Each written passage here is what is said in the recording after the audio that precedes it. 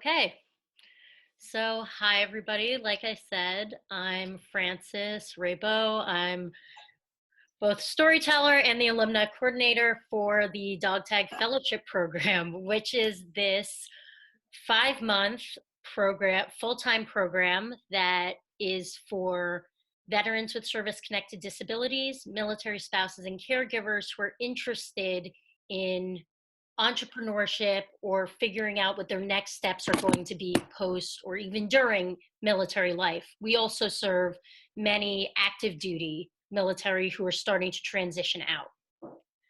So, like I said, we run this living business school down in Georgetown, DC, and it's actually a bakery.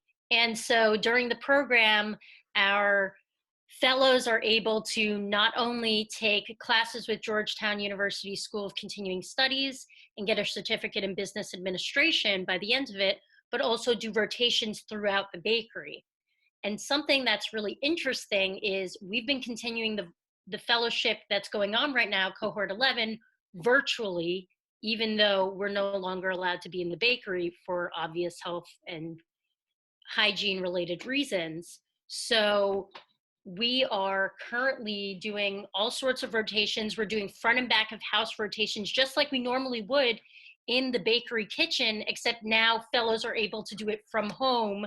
They're sent recipes ahead of time, and then they can test out doing product development on their own time and coming back for rotations and things like that. And we still have rotations with our development team and our finance teams, and they're able to share, much like this on Zoom virtual calls, how to do rotations and how to write grant proposals or figure out how to start your own business.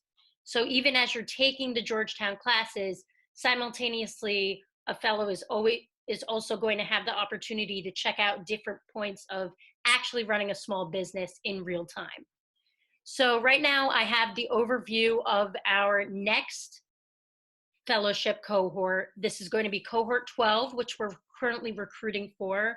Like I'm pretty sure Amanda or Patty said that we're still planning on recruiting for this fellowship cohort right now. And right now we're still planning to start it virtually for at least the first month. We are expecting that some parts of the DMV area will be moving back to slowly reopening, but we're not going to be in full recovery mode until probably the fall. So as a result, even though we are still starting in July, we're planning for a virtual start right now so that we don't have any hiccups along the way. We can accept up to 15 people per cohort. It's a full-time commitment from 9 to 4 p.m. Monday through Thursday, and there's no cost to participate. Instead, you get a monthly stipend to offset the costs associated with attending the fellowship. So currently we have 14 fellows in our cohort 11, and they have ideas for businesses ranging from a men's spa to advocacy for military children who are suffering from developmental disabilities. So it's really a wide range of ideas. You don't have to come in with a business plan. You just have to come in knowing that you're somehow interested in business. You want to figure out what you're doing next in your life, and you want to make some sort of big life transition. So, like I said, we have these 5 elements of the fellowship program. We have the learning labs, which is when guest speakers come in and talk about either their own entrepreneurial journey, or they talk about how they can teach you about finance, or they give you advices on like how to legally establish your business. What's the difference between an LLC and a 501c? What are the different kinds of nonprofits? What's the difference between starting a socially conscious business and an actual nonprofit, etc. And we also have the academic foundation with the Georgetown University classes. We have the experiential learning through the rotations in the bakery itself, or right now virtually like we're doing. And we have the capstone project, which is at the end, kind of like the final exam, so to speak, of the entire program, which is when fellows present their capstone ideas, usually their business plan or their plan for obtaining a career in a certain section of business, to a panel of business experts from different industries, as well as the entire dog tag staff. And something that's definitely been a cornerstone of our program since the beginning 5 years ago is a focus on well-being and reflection. We have continued this attention to health and wellness even during our virtual shift, especially since there are so many of our fellows that right now are dealing not only with being in the fellowship full time, but often childcare. A lot of our fellows currently have children, are military spouses, or active duty, and are trying to figure out how to balance taking the fellowship, doing the fellowship full time, and also watching their kids try to go to school virtually on Zoom or on a tablet or something like that, which is kind of chaos. So we've had to definitely pivot, which is a word I overheard James mentioning in his presentation. And I thought that was pretty funny because that's actually that's the word we use almost every day at Dog Tag. We currently have a social media campaign going on right now called Dog Tag Pivot, where we talk about how our current alumna are pivoting and changing their business ideas or how they're adapting to everything going on in coronavirus. And Dog Tag, like I said, is pivoting itself. Even though we no longer are accepting active orders, we have been sending a lot of our back order inventory, like our famous Dog Tag brownies, to healthcare workers who are on the front lines, so that we have a way to still be helping out people and still are getting our names out there, even though we're currently technically closed as a bakery. So these are the eligibility requirements. All right. And you have to be a post 9/11 veteran with a service-connected disability, a military spouse, and or a veteran caregiver. Obviously, you have to have this sort of yearning for learning. You have to be passionate about what you're going into. You have to be passionate about the fact that you're going to be sitting there sometimes in a classroom for like a 3-hour long class, and you're going to have to ask questions. You're going to have to pay attention. It's like going back to college or going to college for those of you who maybe started out enlisted and never really did the traditional college route. So you have to be able to commit to that full-time schedule of Monday through Thursday from 9 to 4. And eventually, midway through the program, when we're able to get back up and running in the Georgetown location, you have to be able to transport yourself to and from Dog Tag's location and be able to have housing in the area or nearby. So I actually wanted to cut over to Bob for a second, because Bob always has a really great origin story for how he found out about Dog Tag.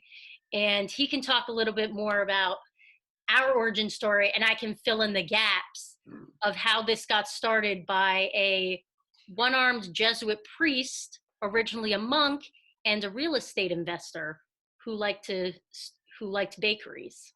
Okay, can we take your PowerPoint down? Sure.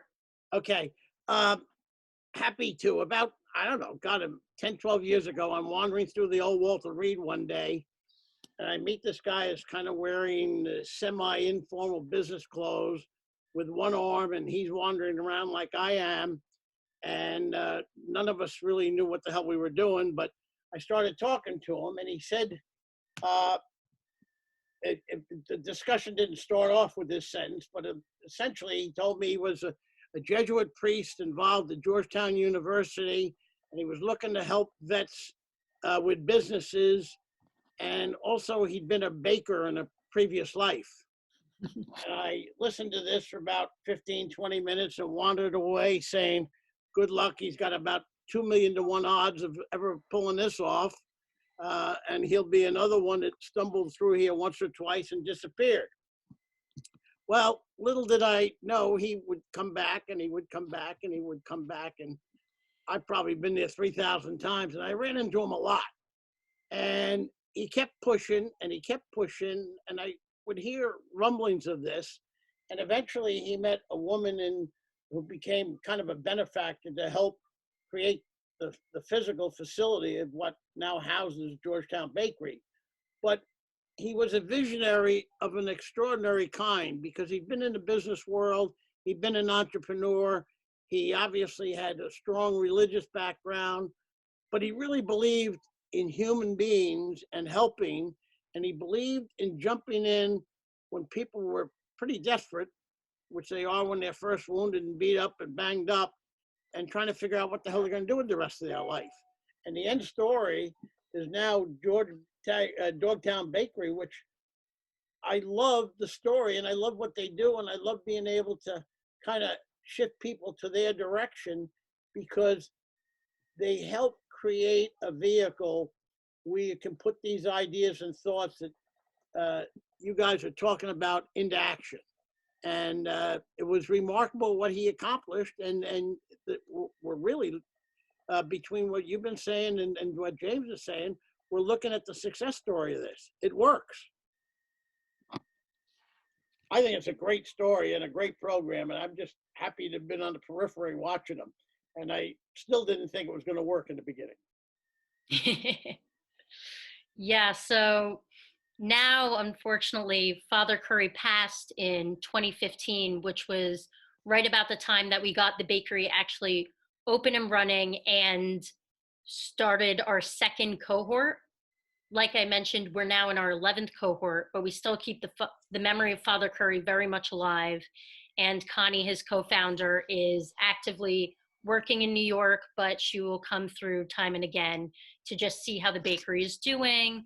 And she likes to stay actively involved. So I just thought that's always really such a great story about how Bob ran into him a decade ago and just where dog tag has really come from in the past 5 years to where we are now.